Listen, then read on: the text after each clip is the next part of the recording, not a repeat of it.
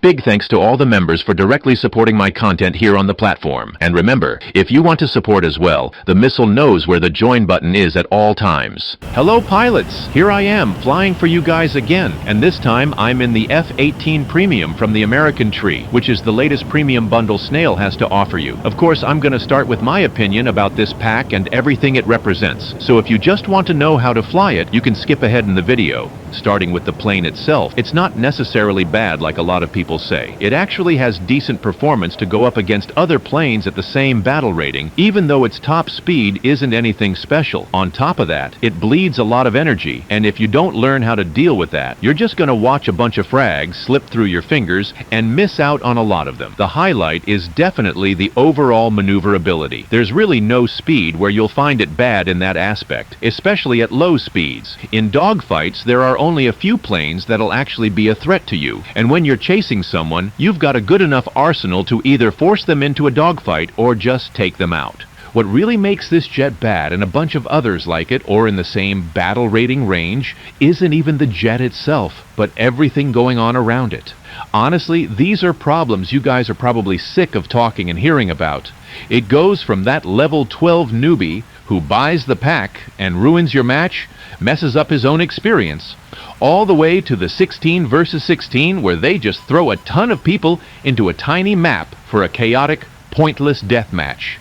That's exactly where jets like this, with less acceleration, speed, and payload, really get wrecked. Not to mention all the management and coding issues in the game that drive us crazy. Server problems, the compressed battle rating, radar issues, the spotting system bug that's almost having a birthday, the broken multipathing below 60 meters. A lot of jets, when they're in up-tier matches, pretty much depend on that just to have a shot at a decent experience, and even below those supposed 60 meters, you've got no guarantee it'll work. And don't even get me started on those infrared missiles from the 80s that somehow work better than an AIM-9X Block 3 or an AAM-5 in some situations. Like, how does it make sense for a guy who paid $80, grinded all the way to top tier, then gets to the battlefield, presses 2 buttons to launch a missile, and the target still manages to get away? Even if he learned all the flare launch patterns, the quirks of every sensor, no, that just can't happen. You get what I mean? I gave a quick summary about the problems in air-realistic battles, but just imagine if I started talking about ground or naval battles too. At the end of the day, it's still just a game, but like any other game, it needs to be good entertainment for you. Your time matters. It doesn't matter if you're a player who just wants to have fun or someone who plays more seriously, even competitively. There's no wrong way to play, there's no right way to play, as long as you're actually playing and enjoying it. It all depends on your goal. There's an ideal for every goal. Now tell me, pause this video and write in the comments, what's your goal playing War Thunder? Do you feel like you're living or reaching that goal? For me, I like to play for fun these days. At least I try to make it fun. I used to enjoy playing seriously and competitively in the past, but honestly, I don't feel like I've reached my goals either playing for fun or playing seriously. And you know why? Because Snail doesn't respect anything anymore. They don't respect us, and that's why I've been playing less, posting less. You get frustrated playing for fun. You get frustrated playing seriously. You get frustrated playing competitively. When it comes to the competitive scene, I actually feel bad for the people in it, especially at the top. These days, the competitive players in this game put in as much effort as any other esports athlete. Trust me, you have no idea how complex and awesome the competitive side could be, but instead these players are stuck getting just pixels on a screen as payment to keep a show going that makes a ton of money. Meanwhile, in other smaller games, the competitive scenes pay their players thousands of times more, and the best part, with real money. If you play the tournaments, if you put in the effort, if you do anything to make the competitive scene happen, you deserve more. I don't want to be part of this anymore. It's humiliating to watch all this from the outside. I just can't play with the same heart I used to. You can go to the forum and say how you feel about the current state of the game. You can give constructive criticism. You can spend hours digging through stats to point out problems. You can vent, you can even rage. But none of that is going to change anything. You know why? Because Snail already knows all of this. Every decision that frustrates us is conscious, planned out, and way beyond our power to change or our wish to play something different. The frustration you feel, whatever it is, isn't an accident. It's all premeditated, but that's not even the real problem. At the end of the day, it's just a game. You can stop playing, you can Alt F4, you can delete it. The real problem is that you pay for this, so the blame is on us. We consciously, and sometimes even without thinking, choose to pay for this scam. And that's exactly why I know the game isn't going to change. It's just going to die slowly, because the way things are now, it's not sustainable. The only way War Thunder would actually get better is if you, no matter what kind of player you are, just stopped paying for something that sucks. But I'm not anyone's dad. I can't force anyone to do anything. I can't tell people how to spend their time or money. All I know is, as long as we keep supporting this model, nothing's gonna change. Alright, enough talking, let's get to what really matters.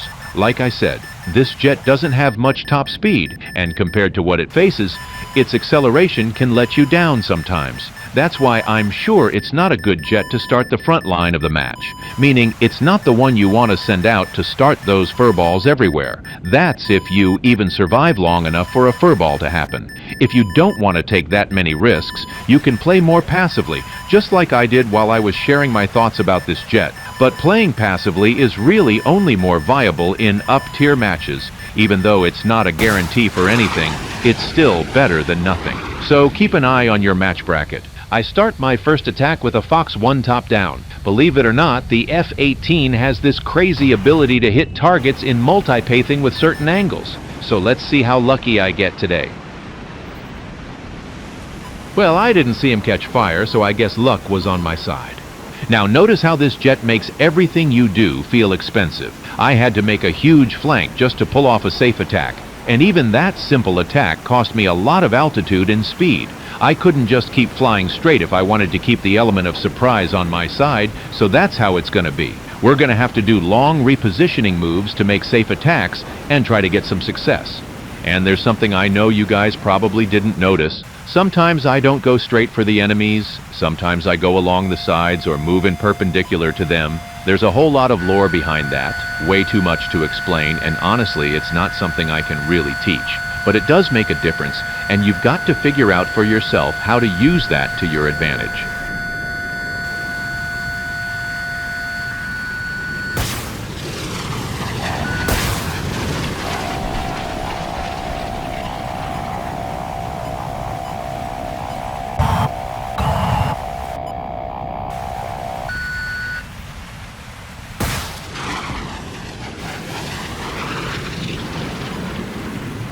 Good positioning ended up paying off for me.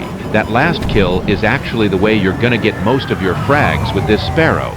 Try to prioritize rear shots. If the target's going really fast and hesitates for even a couple seconds, it's gonna hit. Of course, there's also the whole thing with top-down missiles I mentioned, but you're not always gonna be flying high with this thing, and I'll explain why a bit later. Now, before turning to the JF-17, I stayed in a defensive aspect, since he's got those dangerous SD-10s. Once I saw he was farther away, I knew I could fly in multi-pathing without any worries. Now that I'm safe, it's just a matter of hunting him down.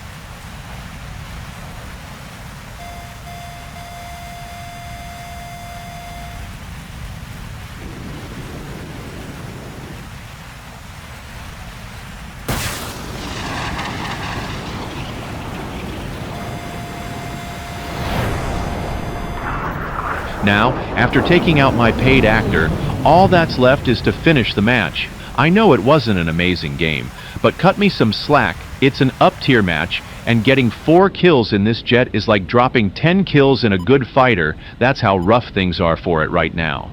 The last target's right in front of me, and since I've got enough chaff to dodge a first attack, I don't really care if climbing looks risky. I just need to get on his 6 after defending myself. With those hot exposed engines on the F-15, it's pretty tough for him to get away from my missile, even if it's just a 9L.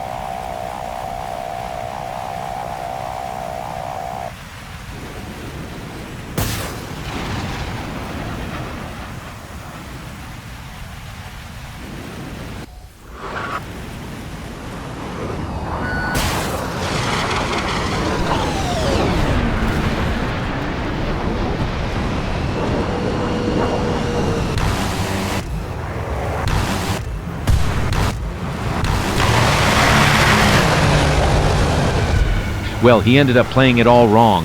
He was way heavier than me and pulled some really aggressive turns, which made it easy for me to finish him off with the cannon. So there's a tip for you guys, don't do that.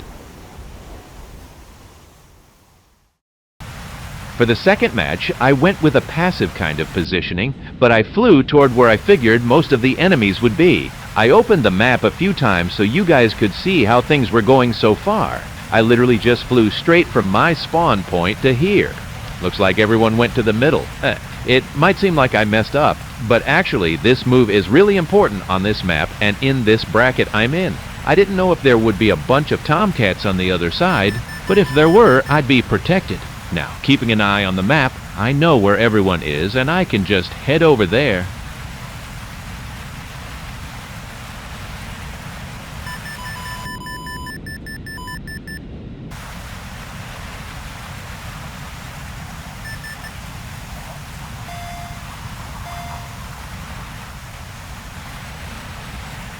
Look at that. Apparently there was someone over by the bases. That's why it's always good to check for this kind of thing. Since the spot system is pretty bad right now, this kind of activity on the map can actually give away some enemies for you. I also told you guys the Sparrow is really good in rear engagements, so just watch what happens on this run. Of course, I'm gonna need a little patience too, because this definitely isn't the fastest jet out there.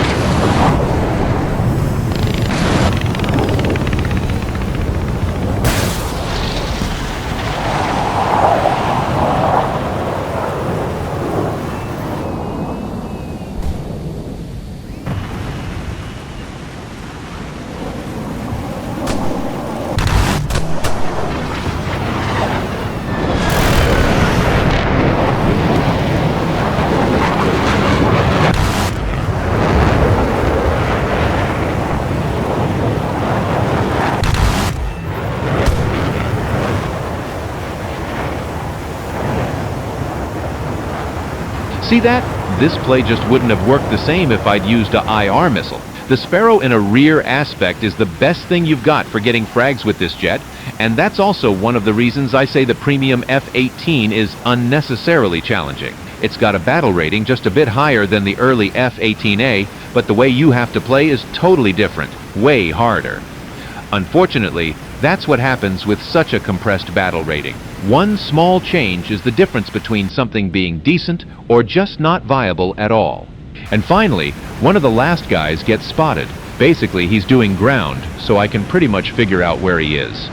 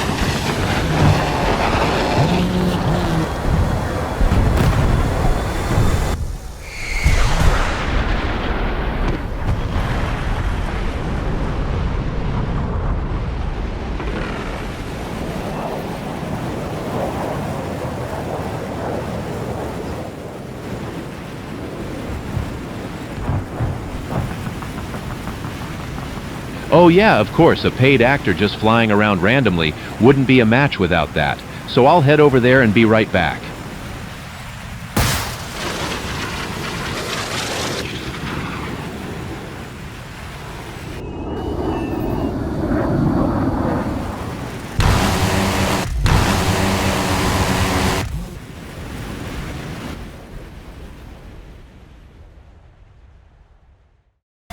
For the third and fourth matches, we've got multi-pathing on the menu.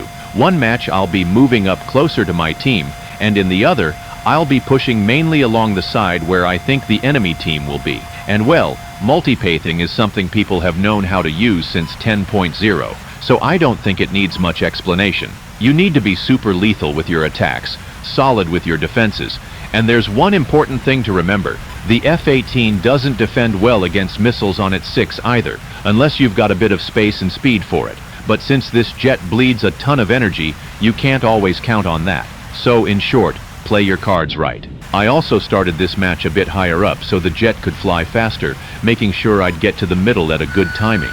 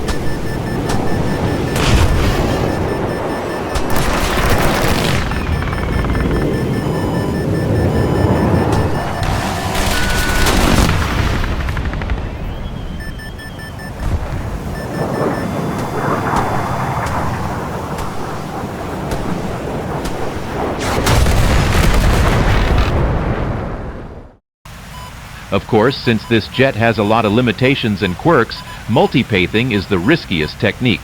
Most of my matches were basically just getting as many frags as possible before dying, so I figure it's going to be the same for you. The F-18 is a jet that, when things get really chaotic, the longer the match goes on, even if it's decent, it just becomes an easier target. That's the reality.